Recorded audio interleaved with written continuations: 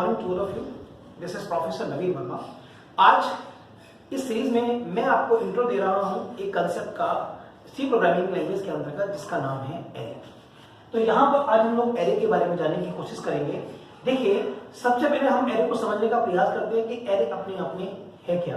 देखिए, सी ने हमें एक फैसिलिटी को प्रोवाइड कराया जिसके अंतर्गत यदि हम मल्टीपल वैल्यूज का मतलब होता है एक से ज्यादा वैल्यूज को यदि हम एक वेरिएबल के अंतर्गत स्टोर करना चाहते हैं तो आप मल्टीपल वैल्यूज को स्टोर कर सकते हैं with the help of array. तो जैसे कि हम साधारणतः कोई भी एक ऑर्डिनरी वेरिएबल लेते हैं, जैसे आपने एक प्रोग्राम बनाया मेन और उसके अंतर्गत आपने यहां पर इंटीजर x नाम का एक वेरिएबल लिया। इस x के अंतर्गत आप वैल्यू स्टोर करते हैं, सपोज करो 2। तो ये x x के ऊपर आपने ये 2 असाइन कराया, तो यहां पर केवल एक वैल्यू को होल्ड करके रख सकता है ऑर्डिनरी वेरिएबल। ओके, तो पहली चीज, क्या ये पॉसिबल है कि मैं एक प्रोग्राम बनाए और उसके अंतर्गत हम लोग एक वेरिएबल के अंदर, जो कि ऑर्डिनरी वेरिएबल है, उसके अंतर्गत हम x इक्वल टू 2, 10, 5 ऐसा कुछ करके रख सकते हैं। तो यहां पर देखिए 2, 10, 5 ऐसा कुछ करके रख सकते हैं। मल्टीपल वैल्यूज को हम स्टोर करके रख सकते हैं? बिल्कुल नहीं।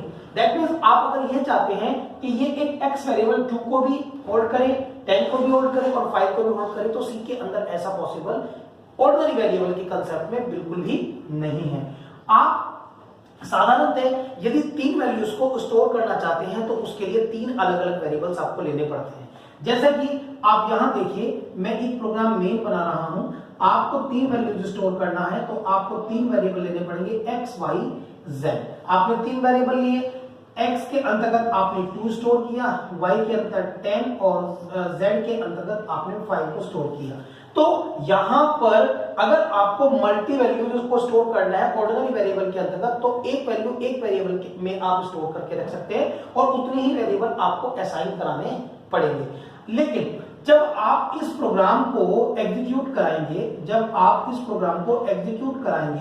तो यहां पर percentage D X Y Z आप लिखेंगे। तो यहां पर आपका जो कोड रिटन प्रोसेस होगा वो बड़ा लेंथी हो जाएगा, प्रोसेसिंग में भी उतना टाइम लगेगा। इतनी बात आपको समझ में आ रही होगी। अगर मैं इस प्रोग्राम को कुछ ऐसा करके बना दूं, main integer x equal to 2, x equal to 10 और x इक्वल टू 5। आप इसको देखिए जरा, मैंने केवल एक वेरिएबल लिया x और इस x के ऊपर मैंने 2, इस x के ऊपर 10, इस x के ऊपर 5। दैट मींस इस प्रोग्राम के अंतर्गत मैंने केवल एक वेरिएबल का यूज किया और एक वेरिएबल के अंतर्गत मैंने डिफरेंट वैल्यूज को बारी बारी से देना चाहा। परंतु यहां पर सी के अंतर्गत जब हम इस प्रोग्राम को एग्जीक्यूट कराएंगे, क्योंकि यहां पर हमारा एक वेरिएबल है, तो परसेंटेज डी और x को जब हम लोग प्रिंट कराएंगे तो बेटा ध्यान रखना, यहां पर हमारी केवल एक वैल्यू 5 प्रिंट होगी, बाकी जितनी भी वैल्यूज आपकी 2, 10 है वह आपका इग्नोर हो जाएगी।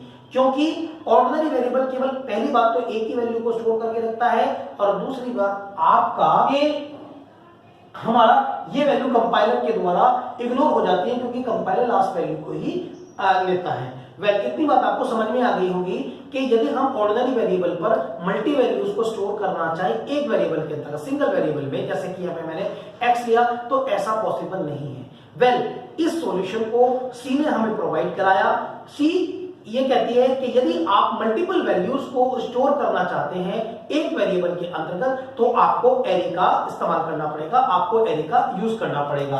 तो यहां से हम लोगों को ये पिक्चर क्लियर हो रही है कि यदि आप if we want store multiple values, we want to store multiple values, then we will use what, हम लोग एरे का यूज करेंगे। Okay, if we want to store multiple values then we use array. तो आप अपने ध्यान के अंदर ये डाल लीजिएगा, यदि हमें मल्टीपल वैल्यूज को स्टोर कराना है एक वेरिएबल के अंतर्गत तो हमें एरे का यूज करना पड़ेगा। लेकिन एरे की यहां एक कंडीशन है कि जितनी भी वैल्यूज आपका स्टोर होंगी, वैल्यू जो आपका एरे के अंदर स्टोर होगी, वैल्यू स्टोर जो होंगी वह आपका सेम टाइप की वैल्यू रहेगी। ये जितनी भी वैल्यूज हैं आपका सारी सेम टाइप की होनी चाहिए। अगर इंटीजर है नंबर्स तो इंटीजर्स को लेंगे, अगर फ्लोट है तो फ्लोट को लेंगे। अब जैसा कि मैंने आपको पिछले एग्जांपल में बताया कि आप एक वेरिएबल के अंतर्गत बिल्कुल भी मल्टीपल वैल्यूज को स्टोर नहीं कर सकते। तो यदि अगर आपको 50 नंबर के लिए एक प्रोग्राम बनाना है, 50 नंबर के अंदर वैल्यू को स्टोर करना है, तो क्या आप 50 वेरिएबल लेंगे, क्या आप 50 वेरिएबल्स लेंगे? तो यदि क्योंकि अगर हमें 500 वेरिएबल्स को के अंदर वैल्यू को स्टोर करना चाहे तो ये एक लंबा प्रोसेस हो जाएगा। सो जब हमारे पास वैल्यूज ज्यादा होती हैं तो उस कंसेप्ट में हम एरे का यूज करते हैं। तो उम्मीद करता हूं समझ में आया होगा। That's an intro part. Next video lecture 12 part 2 को आप जरूर देखें, क्योंकि उसमें मैंने एरे को बड़ा विस्तृत रूप से आपको बताया है। Well, have a nice day. Thank you very much.